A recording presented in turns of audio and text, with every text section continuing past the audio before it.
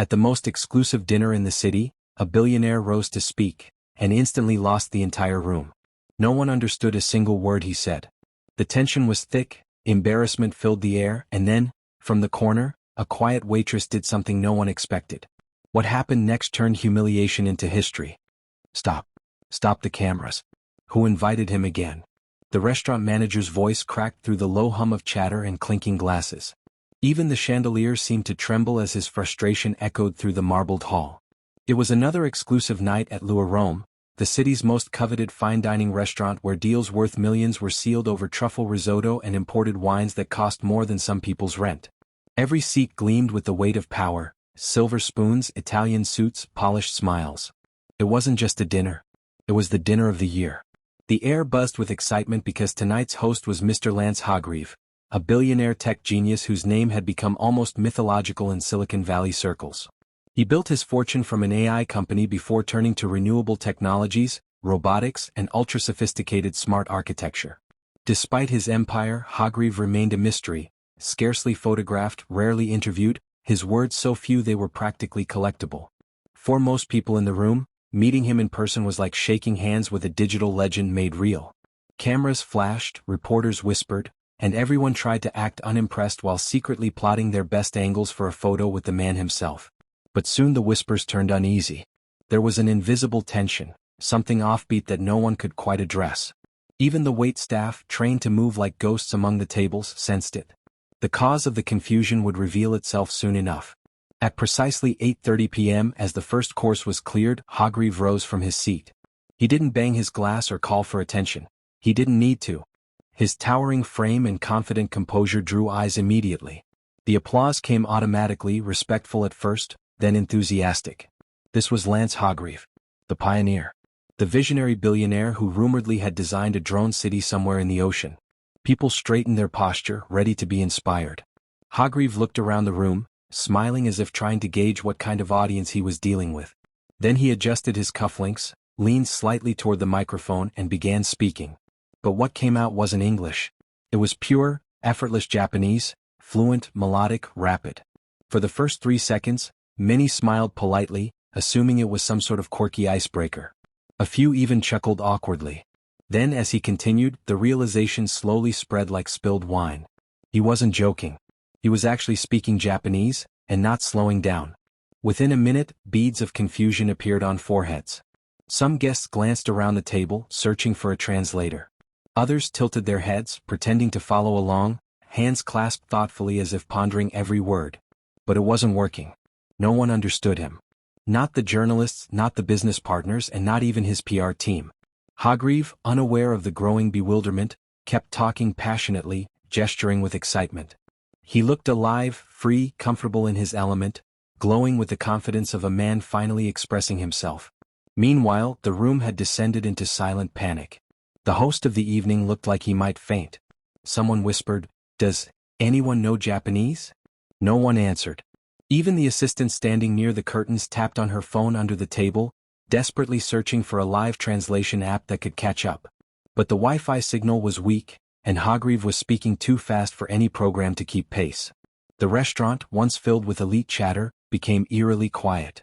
The hum of the air conditioner, the gentle clinking of wine glasses, the distant music from the pianist, all seemed to slow down as if time itself held its breath. Hargreave finally looked up, expecting applause or questions. Instead, 40 blank faces stared back at him. His smile faltered slightly, confusion flickering in his eyes. He cleared his throat and tried a few sentences in English, but even then, his accent carried Japanese cadence. It was clear he had been immersed in another language for so long that English didn't come naturally anymore. What was supposed to be the grand unveiling of his visionary project had turned into awkward silence and polite dread. A few people clapped weakly just to fill the tension. Others shifted uncomfortably in their seats. One journalist scribbled frantically in his notebook, already drafting a headline that would mock the billionaire's bizarre performance. Above all, there was one shared thought moving like static through the room. Somewhere, somehow, this man just burned $10 million worth of PR in 5 minutes. And in that heavy, embarrassing silence where nobody knew what to do, when even the clinking of cutlery sounded too loud, something unexpected was about to happen. Because not everyone in the room was lost. Hidden behind a tray of glasses, One waitress's eyes lit up as soon as Hargreave began speaking. She understood every sentence, every inflection. Her name was Nia Carter, and she hadn't planned to be noticed that night. But destiny, as it so often does, had other intentions. In the back corner of Lure Rome, surrounded by the glitter of wine glasses and murmurs of wealth, Nia Carter tried to make herself invisible. The polished brass of the lamp above reflected little sparks of gold off her cheek, but she kept her head low, moving quietly between the tables with a practiced grace. She was used to being unnoticed. In fact, some nights she preferred it. Among the line of staff dressed like mannequins from a luxury store, thin, pale, identical smiles, Nia stood out without even trying. She was the only black waitress on the floor that night, and though the uniform fit her perfectly, she always felt as though she was wearing a borrowed disguise. The manager never said it out loud, but Nia could feel the unspoken pressure. To be flawless, to be invisible, to never, ever draw the wrong kind of attention. To her, the uniforms, the formality, the fluorescent politeness, it was all a grand illusion. She wasn't there to sip champagne or network with investors. She was there to pay rent, to keep her little apartment from slipping away, and to cover the bills her brother's college hadn't yet figured out how to handle. That night, she promised herself she'd just get through the shift quietly. Smile, pour, nod, repeat. Nothing more. But fate, as it tends to do, enjoys interrupting people who make plans. As the billionaire's speech spiraled into awkward confusion, the air inside Lure Rome began to suffocate. What had started as admiration turned into tense embarrassment. Every guest avoided eye contact as if glancing around might expose their ignorance. Nia noticed this from the side as she worked. Her instinct was always to observe. Servers often noticed everything their guests missed. She saw the billionaire's shoulders tighten as the sea of blank faces stared back at him. He fiddled with his cufflink, his voice slowing then stopping completely. For a split second he looked lost. Not arrogant, not elite, just human. She wasn't sure why she cared, but something in that moment tugged at her. Mr. Hargreave looked around the table, searching for understanding like a man reaching for a hand in the dark. None came. Reporters fidgeted in their seats. The host stared helplessly. Someone coughed into their napkin. Then, when Nia leaned forward to refill his water glass, she saw the smallest detail, his notes. Scrawled in Japanese characters, neatly organized, written not by an assistant but by him. She recognized the form automatically, kanji mixed with hiragana, both accurate. And before she could stop herself, her brain whispered, he's not showing off. He's just more comfortable in Japanese. Her heart started beating faster. Should I? She asked herself silently. No. That's insane. I'm a waitress, not an interpreter. But every second of silence in the room squeezed tighter until she couldn't bear it. The tray in her hand trembled. She took a small step closer. What if this gets me fired, she thought? Or worse, humiliates him more? And yet, her voice found its way out, clear, perfectly measured, and impossibly calm. Sumimasen Hargreave-san. Nihongo jie wakarimasu. Excuse me, Mr. Hargreave. I understand Japanese. The sound cut through the room like the clink of a glass dropped on marble. Every spoon stopped midair. A fork hovered halfway to a CEO's mouth. Someone's wine glass mixed faint ripples from the still air. Even the pianist, a professional trained to keep playing through fire alarms, hit a wrong note that rang louder than it should have. For a few seconds, there was only silence and disbelief. Dozens of elegant heads turned toward Nia like a single slow-motion wave of curiosity. She immediately regretted it. Her pulse roared in her ears. Then Mr. Hargreave's eyes snapped up with sudden alertness, not surprise exactly, but recognition. His brow furrowed, then lifted slowly, and a tiny spark of relief crossed his face.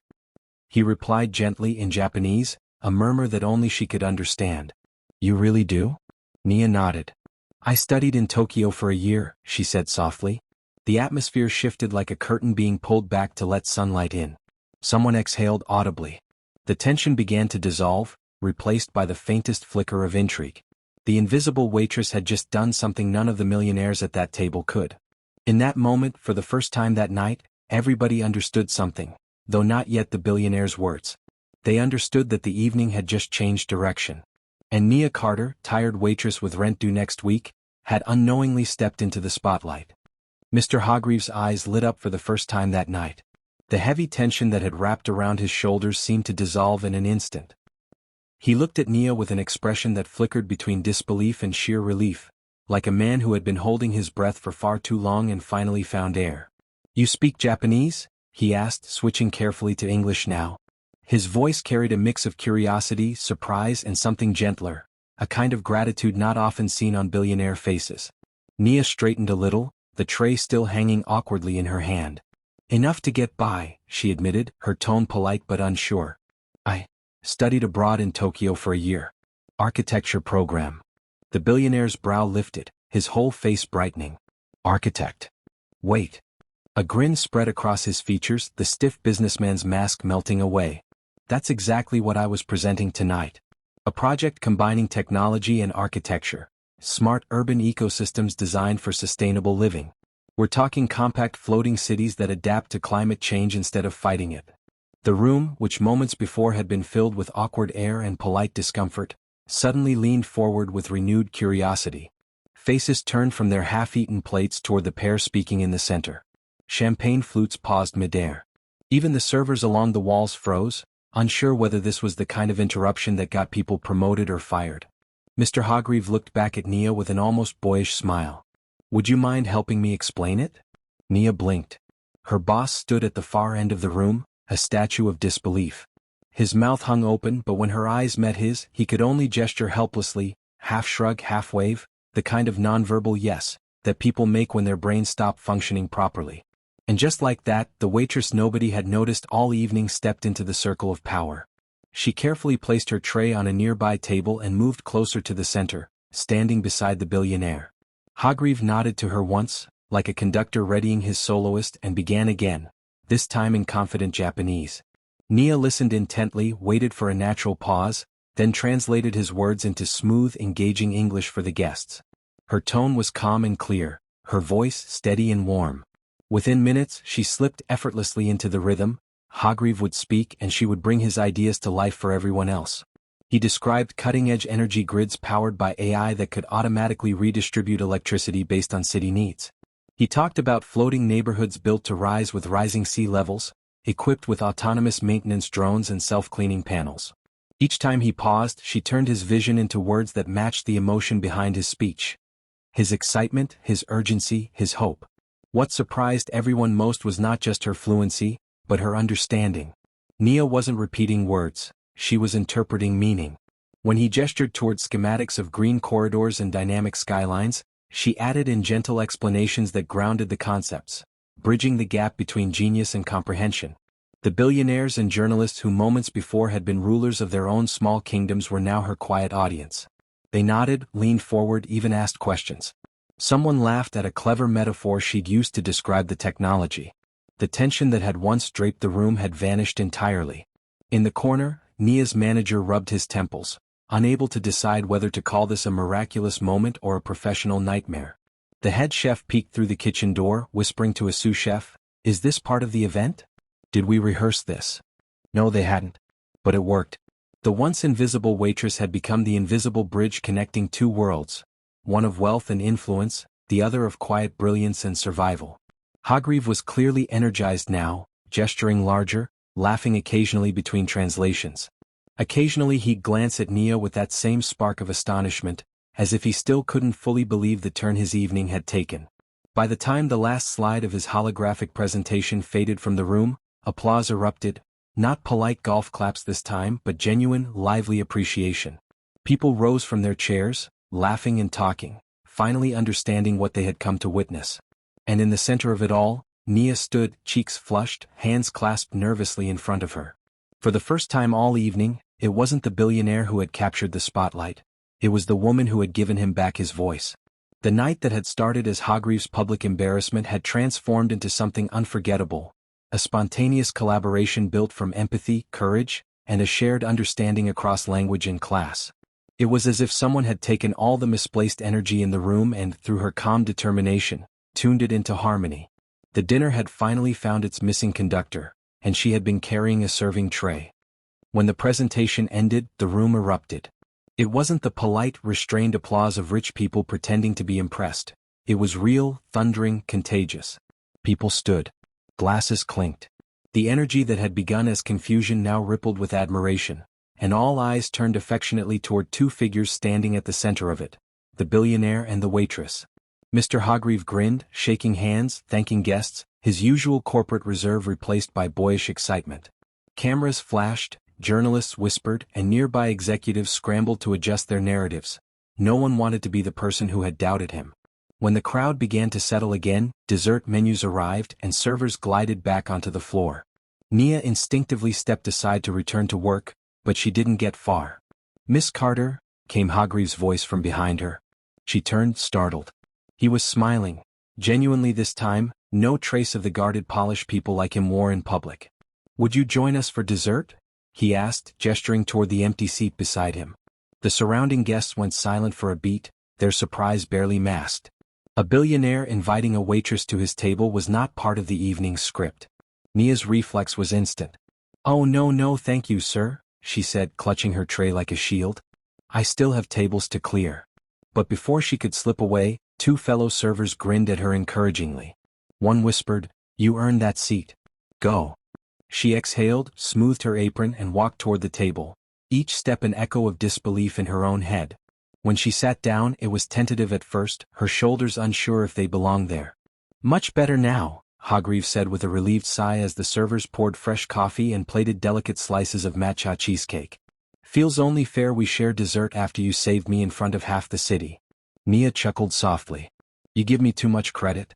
You had the ideas, I just helped translate the language." He looked at her with that same analytical curiosity he probably reserved for data or design flaws, like she was another mystery he wanted to understand. "So," she said after a moment, "why Japanese? Everyone looked ready to faint when you started speaking." Hargreaves leaned back in his chair, his expression softening into a smile tinged with nostalgia. That. "I wasn't trying to make a scene, believe me," he said with a small laugh. 6 months ago, my company acquired a sustainable architecture lab in Osaka. We were merging teams and I moved there temporarily. Most of my engineers and designers are Japanese, even my personal assistant, my daily briefings, my reports, all in Japanese." He picked up his teacup, swirling it gently before continuing. "I lived in Tokyo before years ago, but after COVID I decided to go back and work directly with the local architects. They think in dimensions that Western firms don't, design that respects both space and nature. Over time, English just slipped away from my rhythm." There was a pause. Something flickered in his eyes, not pride but sadness, light and fleeting. "But sometimes when you live between worlds," he said quietly, "you forget which one you belong to. Tonight reminded me of that. For a moment, I felt like I didn't belong anywhere." His words lingered for a second too long, and Nia found herself nodding slowly. "Trust me, I get that," she said. Her voice wasn't loud, it didn't need to be. Being a black architect, well, an almost architect, in spaces where people don't expect you, you learn how to live between worlds too. You learn how to be small in rooms that aren't built for you. Hargreaves leaned forward slightly thoughtful. "You studied architecture but ended up here?" "Yeah," she said, smiling without bitterness. "Life has bills. I'll get there eventually." He chuckled softly. "I said that once too." The two laughed quietly together while the restaurant buzzed around them. Servers glided past with dessert trays, conversations resumed, and yet there was a small bubble of calm around their table, an unspoken recognition connecting them. For a man who owned half a dozen companies, Hargreaves seemed suddenly ordinary. For a woman earning hourly wages, Nia seemed extraordinary. Something subtle shifted between them that moment, not pity, not admiration, but respect. Mutual and unmistakable. When he raised his cup for a toast, he said simply, "To understanding, the rarest currency in the world." Nia tapped her water glass against his coffee cup and smiled. "And to speaking the right language at the right time." Dinner ended with a flash storm of whispers and clinking glasses. The guests who had arrived stiff and calculating were suddenly chatty, leaning close to gossip about what they had just witnessed. Photos snapped across the room, crystal glasses raised, expensive smiles frozen in time, and at the center of every conversation was the same name on everyone's lips, Nia Carter. By the time the desserts had been half-eaten, someone from a prominent business channel was already typing up a headline on their phone. "The multilingual waitress who saved the billionaire's speech." Within hours, that single phrase would orbit social media hashtags like gold dust. Nia, however, wasn't on her phone. She was helping clear plates, balancing trays with careful hands, still processing everything that had happened. The adrenaline was just starting to wear off, and she was beginning to wonder if it had all been some strange dream. Her manager walked past and muttered, "Enjoy it, Carter." You just turned a PR disaster into history. It might have been the closest thing to a compliment she'd ever received from him. By the time the restaurant emptied and the chandeliers dimmed, it was nearly midnight. The last guests had departed in sleek black cars, the air filled with the fading perfume of money and opportunity. Nia stacked plates by the kitchen doors, ready to call it a night, when she felt someone's presence beside her. It was Mr. Hargreave again, no entourage, no cameras, just him. He looked strangely at ease now, a quiet smile playing on his lips. "Nia," he said gently. "Got a minute?" She set down the plates, wiping her hands nervously on her apron. "Of course, sir."